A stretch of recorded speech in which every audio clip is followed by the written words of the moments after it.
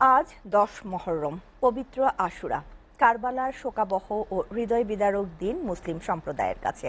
রাজধানীর হোসনি দালান ইমামবাড়া থেকে বের হয় তাজিয়া মিছিল। এতে অংশ নেন শিয়া সম্প্রদায়ের হাজারো মানুষ। এ সময় ইয়াজিদ বাহিনীর হাতে শহীদ ইমাম হুসাইনের স্মরণে কালো পোশাক পরিধান করে ও খালি পায়ে শোকের মাতম করে। শহীদুজ্জামানের চিত্রগ্রহণে সাজ্জাদ জাহানের প্রতিবেদন। ইসলামিক গজলের করুণ সুরে শোকের মাতম ঢাকার পথে। বুক চাপড়ে কারবালার সেই হৃদয় বিদারক ঘটনার স্মরণ করছে শিয়া সম্প্রদায়ের মুসলমানরা। 61 হিজরির এই দিনে মহানবী হযরত মুহাম্মদ সাল্লাল্লাহু আলাইহি ইসলামের দহিত্র ইমাম হুসাইনের কারবালার প্রান্তে শহীদ হওয়ার স্মৃতি তুলে ধরতে তাজিয়া মিছিলের আয়োজন।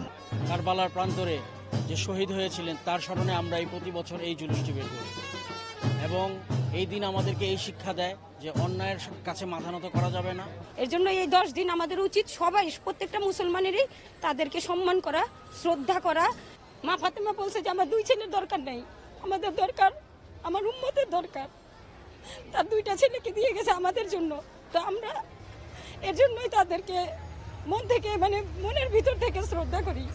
উদ্দেশ্য একটাই ছিল যে তার কাছে ব্যর্থ হওয়া, কিন্তু তিনি আল্লাহর রাহে নিজের মাথা কাটায় দিচ্ছে, কিন্তু তার কাছে ব্যর্থ হয়নি, তার দাসত্ব স্বীকার করেনি। তাজিয়া আরবি শব্দ, এর অর্থ শোক বা সমবেদনা। কারবালার শহীদদের শ্রদ্ধা জানাতে শিশু থেকে বৃদ্ধ এই মিছিলে যোগ দেন।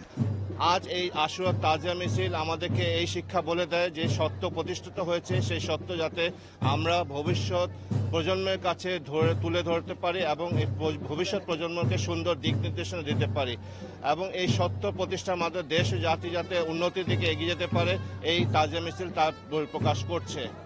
পায়ে কাটা বিধে যদি ঝরে আমার রক্ত, তবু হুসাইনের পথে চলবে সব এই হুসাইনের ভক্ত। এই বুকিতে আছে হৃদয়, নেই পাথর শক্ত, হুসাইন হুসাইন বলে ডাকবে এই সব হুসাইনের ভক্ত।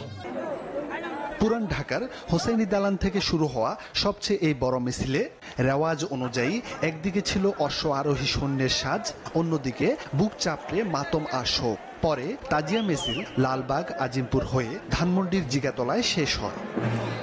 10ই মুহররম শুধু ইমাম হুসাইনের শাহাদাত বরণ নয়, এই দিনে পৃথিবীতে জাতির পিতা আদম আলাইহিস সালামের আগমন এবং নূহ নবী ও তার ইমানদার সঙ্গীরা মহাপ্লাবন থেকে মুক্তি পেয়েছিলেন। সাজ্জাদ জাহান, এসটিভি, ঢাকা।